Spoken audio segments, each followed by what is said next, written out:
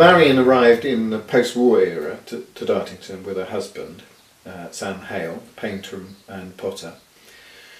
And they weren't at Dartington very long before he was actually killed in a car accident, and she found herself looking after the pottery at Dartington, which had been run by David and Bernard Leach, by herself with the help of her sister, and she was in fact pregnant with her daughter.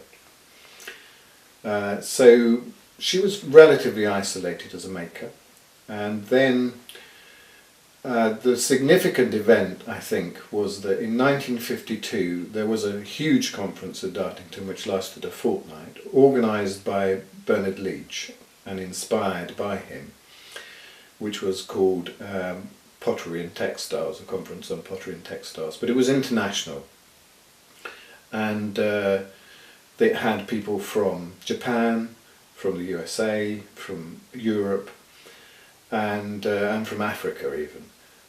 So that was an extraordinary meeting of minds and practice.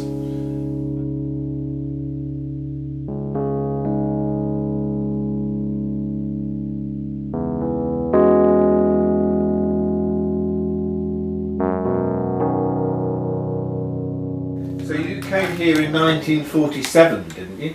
I came here in 1945. Oh, did you? Yeah. Yes. First of all. Yes, it was directly after the war. And you see, it all went a bit wrong because I'd been married for 10 years and we hadn't had time to stop and had babies because of the war and everything else. And we just decided that now, coming here, it was all going to be very nice and stable. Yes. So, lo and behold, I became pregnant, but unfortunately, Sam was a bad driver. He was a bit reckless, and he got killed in a crash. How did you first hear about this cabin at Shinner's Bridge? Oh. And the pottery? I think because we'd met Bernard Leach probably in America or somewhere. I can't remember how we met him, but the cabin was built before the war. Tagore told the Elmhurst that they must have a craftsman here. Yes. So they built a stall down in the quarry. So Bernard Leach recommended you and Sam to Leonard and Dorothy Elmhurst, do you think? At that time, you see, I couldn't make pots because I was a textile designer, and all the time, 5 years we'd been in America, I had started dabbling with it because there was a period when Sam was employed at the New York College of Ceramics, which was, they'd got absolutely everything there, you know, industrial stuff, so that's really how we sort of came to be here, but I wasn't very good at potting. I was still into textiles. Yes. But had to get going, and we'd been here long enough for him to build a little just to carry on electric kiln. Yes. And we started using that. But he wanted to do salt glaze, but the materials at that time, after the war, they simply weren't available. But that was what he wanted. Then, he was killed and it all went wrong. The first pottery building was about 1930 or just about that time. Yeah. All this woodwork was because the man who designed the first cabin, he was Rex Gardner. Rex Gardner. Yeah. Yes. Yeah. He just liked doing things himself. He was an old-fashioned, rather Morrissey type. And he did design quite a few of the buildings up at the hall, which are still in operation, just Yes. for people to live in. Yes. Nothing showy, but Yeah. just very practical. He had built a little electric kiln down in the pottery so that I could get on and do something. But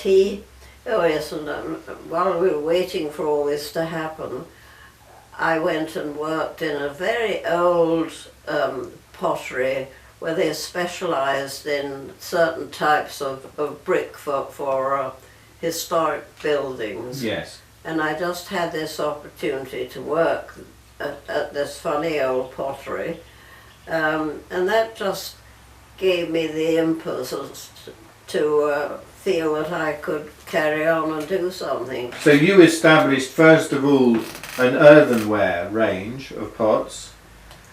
Oh yes, yeah. Sam wanted very much to do some salt glazing. Yes. But the materials were not available, so he built this little electric kiln just for me to fiddle around with. So I had a bit of experience making pots in this funny little brickyard while I was waiting for things to develop. But essentially I was still a textile designer. Well, yes, that's how I earned a bit of money in America. Yes.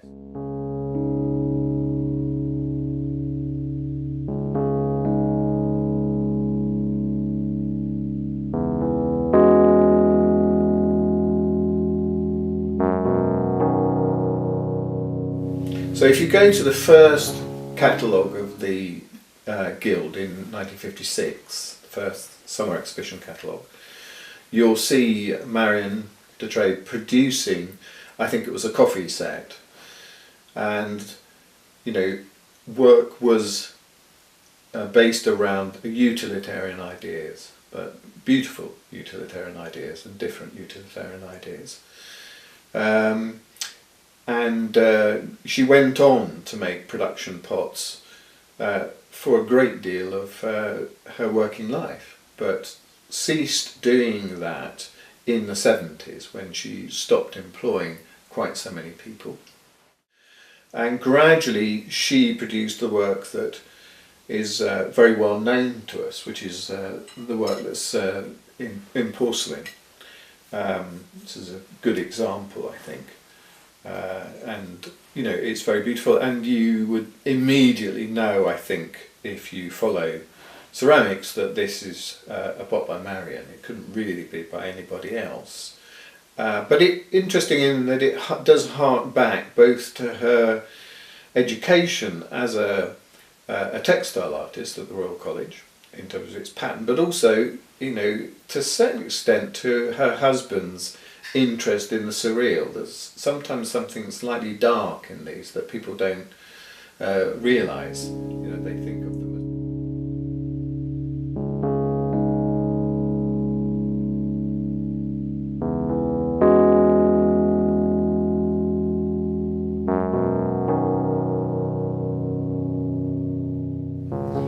So eventually, when you came here, I'm just looking at your cup and saucer, you started to make stoneware as well. So this stoneware No, we made earthenware for a long time. Yes. The only bit that I've still got, you see that little mug with all the... Oh yes. Which says Sarah. Yes. That was the earthenware that we started doing, and I got that was an order from Heels in London. So the earthenware, as I've read about it, your earthenware went on until about 1957. And maybe beyond. Yes. Yeah. So this cup and saucer, for instance, was made much later. 1958 onwards. Something like that. Yeah. Yeah. So, Yes. but still in use, still in good use, daily use.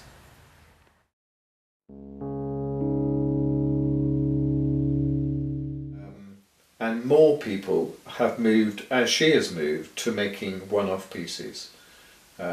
which I think challenge the borders of craft art status, if you like. So time will tell, I suppose, whether you regard Marianne as the potter, the production potter, or whether you start to regard these things as being well on their way to making painterly statements.